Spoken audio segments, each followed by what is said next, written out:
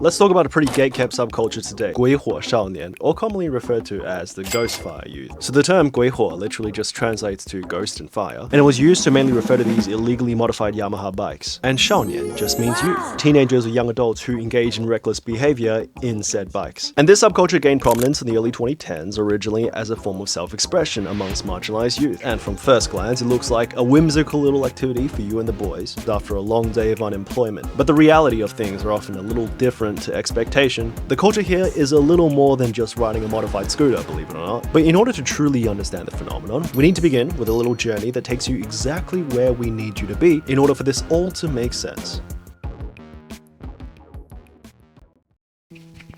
It's the year 2000, a bit before life was good. Now, youth from lower socioeconomic backgrounds are struggling with limited access towards quality education and meaningful employment. Now, people were becoming somewhat dissatisfied towards society and kind of yearned for like an alternative form of self-expression. Now, around this time, the Sha Ma Te cultural phenomenon began to take shape. Now, the term was coined in 2006 as a phonetic twist of the English word smart, and it was used to describe a style emerging amongst the working class migrants from rural areas mainly who had moved to industrial cities to seek employment. Now, the style smart gave visually was, you know, who am I to judge? It seems pretty chill to me. But good times don't last, because God forbid a man ever catch a vibe, am I right? You see, because smart was widely ridiculed by online netizens, usually by mocking their appearance as either classless or tasteless, coupled with cyberbullying and the pressure to just, I suppose, stop what you're doing. Now, this resulted in the dramatic decline of the smart subculture, and of course by the early 2010s, many youths who were formerly involved or inspired by the culture is now desperately in need of a new vibe, and this is when the automotive industry stepped in. Well, actually not in the sense that they just gathered around in a meeting and was like, you know that really niche subculture that has pretty much zero purchasing power? We should make a bike for them. But it also wasn't a coincidence that the RSZ100 became their preferred form of transportation. And it took a while, okay, for it to really become a thing, but as soon as that happened, the Ghostfire youth identity gradually became linked, I guess in the public's minds, to a unique form of self-expression with a blend of general automotive passion. Now listen, the Ghostfire was not a good sports bike, okay? Matter of fact, your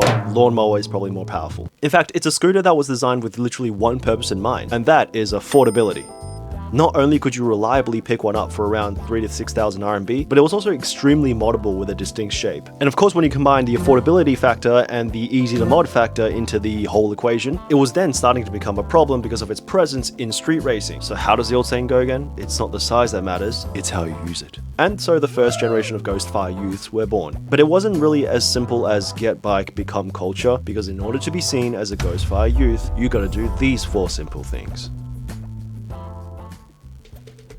Firstly, look the part. And these are usually visual modifications. Underglow LED lights, colorful decals, extended tail pieces, spoilers and wings and etc. were all stylistic choices that was pretty prevalent for a reason we'll touch on a bit later. Secondly, you gotta sound the part. Allow me to explain. The brighter the lights and the louder and more dramatic your exhaust gets, the direct correlation between attention attracted. And of course, the more attention you attracted, the higher success of getting laid.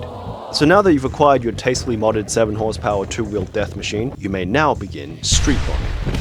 炸街 Now, street bombing was an activity participated exclusively by these first generation Ghostfire youths. The term is a literal translation of blowing up the street, or street bombing, and I guess the term itself didn't really originate from Ghostfire youth culture, but it was certainly why it's popularized. I mean, it was, or actually is, because it's still active, it is the signature behavior of said group, and the instructions of this activity is very, very simple. Find a crowded street in the center of the district, and send it. And I mean, it doesn't even have to be crowded.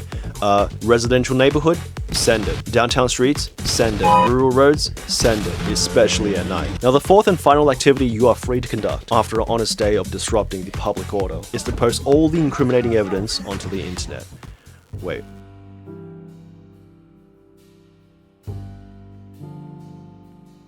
The following sentence was actually a poem written by an anonymous netizen, and it was written obviously to satirically criticize how dumb the whole Ghostfire phenomenon was. Because who would have thought the life-endangering activity was actually life-endangering, huh? Now, the earliest wave of the Ghostfire youth video trends began surfacing on Chinese short video platforms like Gui Huo Shao, of course it's Gui Huo Shao, and TikTok, and this was around 2016 to 2017. Now, these videos typically featured young riders performing stunts, often accompanied by flashy LED lights, loud exhausts, and bouncy background music. Now, coincidentally, Ironically, this was also the same time that various news outlets and social media platforms began to report more and more incidents exclusively involving Ghostfire youths involving themselves in dangerous activities leading to fatalities and injuries. In fact, one of the earliest viral compilations, titled "Ghostfire Youths Look Truly Cool at the Moment of Cremation," was uploaded to Bilibili in November 2018, and this video was a compilation of clips from various sources, including user-submitted content. But viral videos, honestly, was not the only medium that was fueling the legendary status of the Ghostfire youth community, because alongside the roaring engines and the reckless stunts, a wave of romanticized poetry emerged, memorializing their defiance with a mix of artsy flair.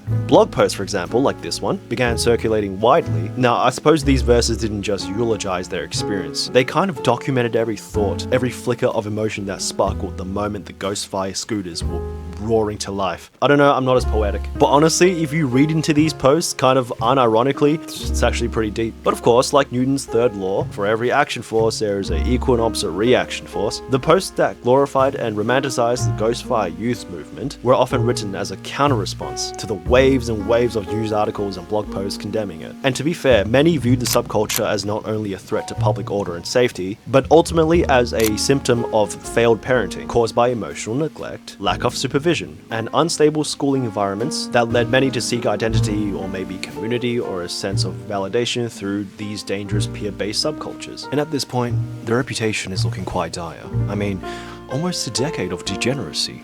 Is there truly no hope to improve? The second generation of Ghostfire youths emerged in the early 2020s, evolving from their predecessors by adapting new technology, aesthetics, and some social improvements. And whilst the first generation was categorized by their use of the Yamaha RSZ100, the second generation has not only expanded their modes of self-expression, but finally, and at last, the diversity of transport. Now, back in the glory days, people didn't think Ghostfire youth could be anything other than someone owning a Ghostfire. But now you can be a Ghostfire youth without actually owning a Ghostfire. Because by now, the subculture has pretty much evolved into a mindset. Loud, flashy, over the top.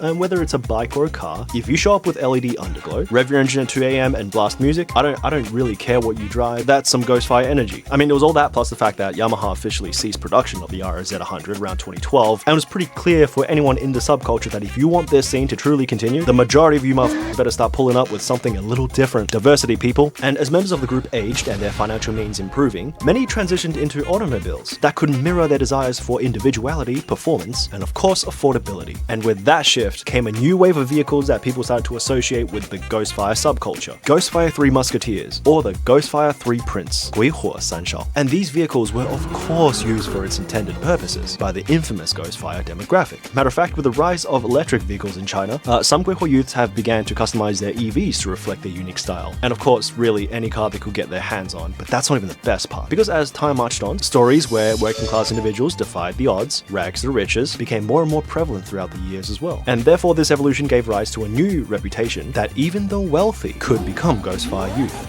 It's all about the mentality. And this was commonly referred to as 高端鬼火, or high-class Ghostfire, which embodied the use of real performance cars with the same flashy, exaggerated, and tacky spirit of the Ghostfire youths, proving that the Ghostfire spirit could burn just as bright even if you're loaded. It's all about the mentality. But something's missing. You know what I mean? Because think about it. You and the boys, right? Or girls, no discrimination. You and the gang, you've made it. Engines are bigger, louder, the wheels are shinier, and the money's real. You sit back in your lounge chair of your newly constructed 3-story rural townhouse, and with your vape in one hand and Zhonghua in another, you can't help but to think to yourself that the time has now come for the Ghostfire King to meet his Ghostfire Queen. Now, what you might not have realized is that the Ghostfire youths have had quite the reputation in the past few years. While you were busy bombing the streets with you and the boys, some less committed members of the team were busy blowing up something else. Hey, if you thought the whole subculture was a little cringy, then I'm gonna hold your hand while I say this, in spirit. It's true. Now, by around 2019, the romanticism of Ghostfire youths have gotten a little more charismatic. I mean, not by much, because there was still disturbing public peace, and people's life was still at risk, so that hasn't changed. But at least it's a little more polished now. I mean, dude, just think about it, right? A modified Honda Civic with LED underglow, just back from a midnight bombing sesh through the streets. That shit probably had a man feeling fantastical. Because in smaller cities and rural towns, some girls did find it cool, especially if the guy is outgoing or fun.